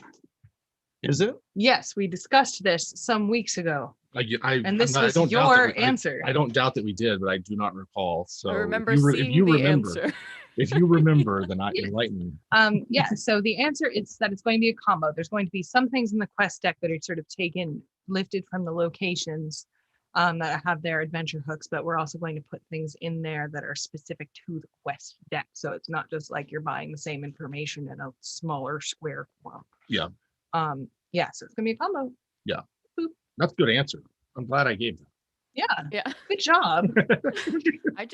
What I'm really excited for with the quest deck is because when I imagine you walk into, the one tavern that has managed to exist through the apocalypse, and you see like this overflowing quest board, right, of all these people who need help, Everybody and you can needs just help. deal out a bunch of these quests to your players and have them pick. I think that's going to be a really exciting experience. For Yeah, people. I like that. I like that image, right? Like there's those moments in like, was it Mass Effect 3 where you go back to the Citadel and it's like wall of like pictures and Yeah, please and you're help like, me. And whoa. yeah. This is a place that could use adventurers, that needs heroes. Oh, yeah, you think? Yeah. Yeah. And I don't know what it is. I think this is something also too that they really nailed with like the new starter sets for D&D 5th edition, where it's like they have the cards. There's something so exciting to players when they get to hold cards and like look and decide and like keep those. It's a nice experience. Yeah, I love a tactile, especially like after a year of not really being able to play in person. Right? Like Yeah. you're gonna get to sit down, then let's make an experience out of it and have something to do. And the other thing is, like, in my experience, when you're running an open world sort of sandbox game and players are going and investigating leads that you've sort of dropped hooks for, it's easy to lose track of, wait, what rumors did we have? What were we going to do? Come from? Like, why are we here? Yeah, why are we here? And so having a thing that's like, here you go, hold on to this, paperclip this to your character sheet or whatever, so that you can refer back to it. It is going to be really handy in facilitating that kind of game. Show. Yeah. Let's see. Okay, so yeah, we got some questions here about the let's go ahead and answer this one. Let's go one more time over the timeline of the PDF and hardcover releases. Yeah, so PDF is going to be out in March of 2022. That is the date that we have let you know we will fulfill that by. And then the first prints, I believe, go out September 2022. And those are in batches. For the basic print, it's batches of 1,000. For the deluxe, it's 250. And for the collector's box, it's in batches of 100. And so depending on which batch you got, you'll get it in either September, December, or March 2023 if you're coming in right at the end. Yeah. Yep. Cool. Mm-hmm. Cool. Those are the sort of estimates that we've given, because we don't want to tell you it's going to be ready sooner and it's not. But yes. we've sort of baked in time for delays, and it takes a while, and the writing took longer than expected, and so it seems like a lot. But understand, those are the dates that we've given you so that we're not having to apologize in the spring of next year for no books yet. Yeah. So that takes a long time. There's only a handful of us working on it, but we want you guys to have it as much as as anything, because it's going to be awesome, and we want you guys playing it. So yeah. Why no books? We also don't want to give you something that's garbage. So, yeah, no, they're going to be beautiful, so worth the wait, and you will receive them exactly when promised, which I think is a rarity sometimes on Kickstarter projects. So certainly. Yeah, there's always a lot of pressure to say we're going to get this to you as soon as we possibly can, and I think we've all backed up. Yeah, and we don't want to give the garbage to you. We want to give it to your trash wizard. So we want to put it in its right place. Thank you. First and foremost in our minds. Next question here. Will future WebDM books also have alliterative titles? Well, if we have anything to say about it, yes. Probably. I mean, I love alliteration more than most things. So, I thought you were going to say more than most people, but then you said more than most things. And I thought that was an interesting. Well, I flipped a coin in my head right before the word came out. So it's, I decided to be more endearing. Yeah. To my fellow brothers and sisters. Weird Wastelands.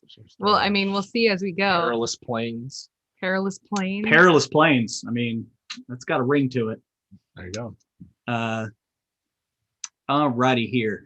Ooh, here's a good question. I don't know if we've talked about this. Are there character mutations? If so, in what way do these come into play on the character sheet? Yep. There are character mutations. We are asking players to sort of track another track, similar to like hit points, but not as big in numbers, for things like eating magical food or coming into contact with radiant auras that that give off corrupting kind of magic. And I think while in my initial sort of conception of this as a big project, I wasn't thinking of redoing a character sheet. The more that we do, I think that we're going to need to redo a character sheet and have an own Weird Wastelands character sheet for everything that'll be there. In terms of what the mutations are, I don't. Those mechanics are still in development, but the idea is that there is an array of things that will change you. Mostly for me, like this is just an aesthetic thing. I like a Saturday morning cartoon aesthetic. I like vivid colors. I like characters that are, each individual and unique in the sense that like they wear their history of the wastelands on the outside, So for example, one of them might be all your teeth fall out and they might grow back as monster teeth, or they might not grow back at all. And if they do grow back, you've got to go through your baby teeth and then your adult teeth. The worst punishment. I'm teething at 30. Like all your hair falls grow back a different color. Does it grow Life back? is hard enough without baby teeth at 30 Right. years Oh old. God, Thank that would be you. terrible. Thank you. Your hair grows back as pasta. You're Goliath with their little chiclet baby teeth. Mhm. We need Ugh. some part of that. Oof. Or if they they grow back as like minerals or Content something warning, like that. teeth. Right. Yeah. Hope Jordan like Shively's out there somewhere. Anyway. All right. Let's move on to another one here. 17 minutes to go, by the way. Yeah. I'm loving it. Over 4,900 backers. God, Amazing. that's We're amazing. about $8,017 away from 350. Wow. I Hey, don't know if that'll happen, but we'll see. Wow. who knows? It'd be amazing. I like the idea of my PCs bringing hirelings into adventure areas and have encouraged them to use them in my home game. Do you have any advice for integrating this kind of gameplay? I mean, this is the way it used to be. Like this is old school D&D was all about the entourage. Like how many people do you bring there? How can you afford to feed all those people? More hit points. It's just a sack of hit points that follows you around with torches and bags. Like Somebody to carry your stuff. My advice for this would be to let the players really take the lead on it. I think if you've got players who are into having an entourage, having people around them, like myself, I love my characters to have all kinds of friends and allies and retainers that come on their adventures with them. I think the advice that's in the baseline D&D books is pretty solid, especially with the sidekicks, stuff from Tasha's and the Icefire Peak. I think there's less risk of like the sidekick characters or the hirelings like overshadowing the players, which is always a risk when you have a lot of NPCs in the party. I would let the players really though decide how much of this they want. Do they want to bring them along? And just sort of remember that in a game like 5th edition, it's very much character focused, character centric, that the party of adventurers that the players make is the central focus of it. And so anything you do with hirelings or add-ons to that should be in support of it. So it's either like, well, nobody made this particular type of character that we'd like to have. Nobody made like a big tanky bruiser. So let's bring in a big tanky bruiser that can help with that and sort of be there for the party. But the Weird Wastelands in particular, this could work because you can highlight how dangerous or terrible or perilous a place is by taking an NPC that you as a DM have introduced and just brutalizing them, showing how say the alchemical contagions work by having an NPC be the first to sort of suffer that effect, so that the players know what's in store for them. I'm not a big fan of like killing off everybody the players develop a connection with. I don't think that's fun or engaging or a good way to get them to continue to invest in NPCs and care about them. But sometimes, maybe just once is all you need to display how dangerous something is or how perilous something is. You can have an NPC step in front of that terrible saving throw and take one for the team. Nice. Let's see here. What is everyone's favorite class at the moment? General? In the book? Oh, Or in general? It's just saying, what's everyone's favorite class? I mean, I assume since we're writing various subclasses and Mhm. whatnot, maybe it's coming from that. yeah. But Mine's still Ranger.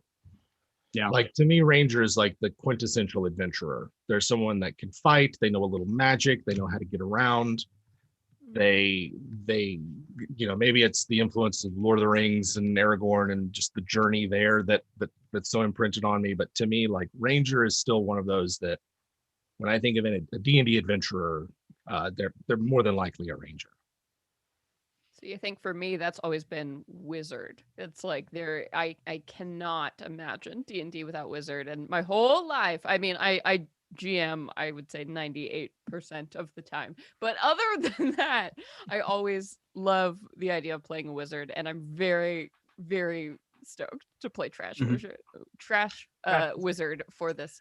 But also the Scion emotional conduit, really fun, extremely relatable. So who knows after this. Yeah, there are options for all these. Yeah, I started as a fighter and was a fighter for the majority of my early years, playing some version of fighter. But being someone who was a black belt in Taekwondo and taught it, I mean, monk is always has a special place in my heart. And so I'm actually outlining the way of the wanderer right now. So can't wait to put the meat on those bones of someone who goes out and like seeks challenges. Like I'm thinking, what's his name from Kung Fu Panda? The bad guy from Kung Fu Panda. It's like you want to go out and be the strongest. Yeah. I want to go out and I want to find the techniques that will make me the strongest in the waste. I want to defeat the wasteland with my my hands and my monk weapons. Like that's amazing. Yeah, I'm ready to sign up for that. Yeah. Heck yeah. In 5th edition for me, I've really enjoyed Clerics. I think just because there's a lot of versatility there, and maybe there's like some baggage about being an atheist Jew that I'm working out. Like I really don't know, like why that is, but it gives me some satisfaction, and it's become my favorite sort of go-to class in 5th, just because there's a lot of different things you can do. You can change it up if you get bored. You're not like beholden to your spell list in a way that other casters are. I just like it. But I'm not sure. I think in the ones that we're writing, I'm really excited about the sorcerer, because it can do some really interesting things. Currently too many interesting things, and it needs to have slightly fewer interesting things that it can do. Sorry, subclasses are very short. That's fine. I wanted to have one where I'm like, it's too much. It starts out as too much, and then we take away. That's always easier in design. From my perspective, it's always easier to have too much and then scale it back than it is to have bare bones and exactly. But the capstone ability that we have for that is going to be a whole lot of fun. Yeah. Ooh, yeah. Right? Yeah. Oh yeah. It's good. Yes. Go I mean, I'll tell you, Phoenix, you guys are on the inner circle here. Yeah. The basic concept we're working in is that if you literally embody the sun and you get to do some amazing things, but it comes at a drawback, which is the longer you're in it, the bigger the chance there is that you go supernova, explode, and die. Yeah. Whereas in the Scion, you just have the option to just go supernova if you want. We never really got to that level in 4th edition, but one of the things that I liked about a lot of the epic destinies in 4th edition was a lot of them have a thing that's like, when you die or use this power, you die and XYZ. And I just sacrifice. I love that kind of thing because it sort of embodies you're no longer just mortal anymore. You're epic level superhero, which I really enjoy about high level D&D. Yeah. It's really fun about it. Mm-hmm. Totally. Here's a nice procedural question that everyone watching who backed it might need to know if they've never backed a Kickstarter before. How do we give our info for receiving the product? Will there be an email after the Kickstarter ends? Communications director? So if this will be going out through BackerKit. So BackerKit is going to be going up at latest July the 25th, and when we're ready to get your information, we are going to put out a big survey, and you will get email with that information and a ping on Kickstarter when we want you to do that. And on all of our social media, we will most definitely be telling people to do that because we want you to get your books. Yeah, there's that you usually a paid for. window. As someone who has missed this window Yes, quite many often, times. many times, there's Yep. a window to respond. So keep an eye on your email and periodically check Kickstarter I around. will say at 2C Gaming, we specifically always watch for responses. So we will be, even if you do miss the window, you are not going Yeah. to be boned. Yeah, we from want that you to point. get Yeah, Yeah, we what want you you bought. we all want you to get this book. all want So, you to- but please do make sure that your Kickstarter notifications are enabled in your email box. Yeah. Yeah. And if you yes, ever have any questions, you can send us a message over Kickstarter. You can send us a comment on Kickstarter. You can get in touch with us through our email, through any of our social Yeah. media stuff. There's not that Um, many of us. We'll make sure it gets to the person it's supposed to get to. Yeah, we will make sure.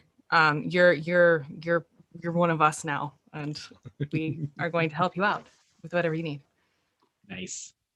I think we can answer this question really quick. By the way, we got 8 minutes to go. 8 minutes. So that's exciting. Will Wow. there be a live play using the book? I can say yes, because that was one of our stretch goals. Mhm. And we will definitely have a live play using this book. As well Yeah. as a video series where we give advice on Yeah. the best ways to use it. Ooh, Jim. What's that? How would you use this supplement to incorporate with the Al-Qadim campaign setting? Ooh, that's a good. Yeah. Okay. So I mean, Al Qadim takes place in Zakara on Faerun or on Toril, and like it's a big desert.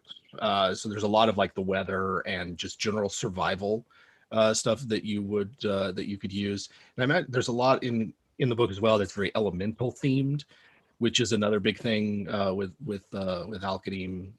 I think it would be very useful for running a game at Al Qadim. Of course, there's a lot that we're not including, but I think you'd get a lot of use out of it.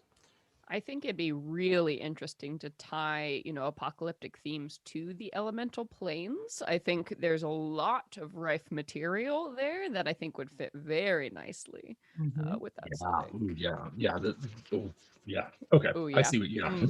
A catastrophe. Oh, the plane of fire is suddenly here on the material plane. Wow. Right. Wow. Oopsie. This is really hot. Whoopsie doodle. Ooh.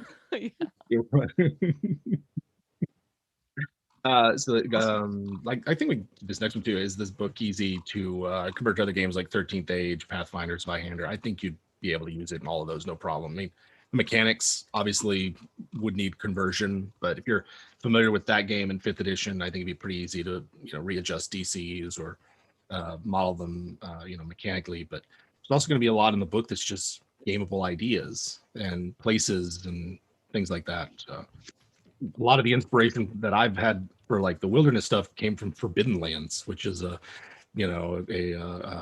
completely different system, completely different style of play from a Free League. So yeah, I think it'd be very useful for a lot of different kind of games. Mm-hmm.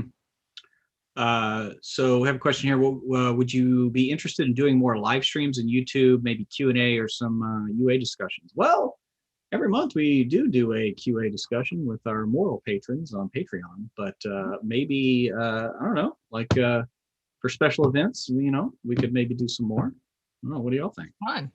I like doing them. Yeah, I think it's always a possibility. Time is ever the big enemy of things like this, because my gut instinct to say, like, yeah, I can do those all the time. Yeah. I can't. There's a lot going In terms on. of long-term planning for WebDM, we do have plans that we are formulating in some ways with this Kickstarter, sort of scoping out what's happening with it, and where it ends up informs a lot of what we're going to be doing. I've seen some questions. Are you going to start filming in person again? Yes, we really, really want to do that soon. But the timeline for that sort of thing, or just sort of the different offerings that we're going to have, it's going to change, but it's going to take some time to figure out what next steps are. But your feedback is always appreciated. Welcome, always appreciated. Yep. All right, we got 4 minutes to go on the Kickstarter. Oh my gosh. Let's get to the next couple more questions, y'all. Will I be able to upgrade after the Kickstarter finishes? Yes, I think Yes. we've answered this sort of, but there is a window where you can make changes or go ahead and donate if you missed the Kickstarter and things like that. Yep, you can do that. There's going to be late pledges. You can add things on, all that good stuff. Tell all we your keep players that. to get it. You know, Mhm. everyone you know to get it. Get in Yeah. there. Yeah, all that good Everybody stuff. Everybody. buy it for people who don't even play For for gifts holidays? as holidays come up. Or stuff, Yeah. everything. Yep. Mhm. Let's see here. Question. Yeah, the box set's good for the first one. Yeah. It's got a flask. Give it to somebody for their 21st. Yeah, do it. Do it. Yes, I will be getting that flask, and I will be taking it to many a convention. Yeah. I've Um, never had a flask before. It should come with a Whoa. holster, but I don't think Me it does. too. I'm No. definitely gonna be taking that flask No, to no. convention. So mhm. We're allowed to do Uh, that. How does the lore flavor of your Scion fit with the existing psionically themed 5e spells, subclasses, monsters? We kind of went a different direction. I mean, there's nothing saying that you can't use the Scion subclasses in the weird wastelands alongside of a Scion. It just like it's not going to feel the same, and that's okay because this is another version of trying to get at this mental power. So having different, like, I don't have a problem with having different. There are many roads to nirvana, right? So take whatever path you want. But yeah, definitely as far as just overlaying what we have, like I said, we were talking earlier about having like the psi hacks, but having a template for monsters can definitely have that in there, so you can have psionic monsters or plants if you're looking for more of a Dark Sun kind of vibe. Sure, why not? Right?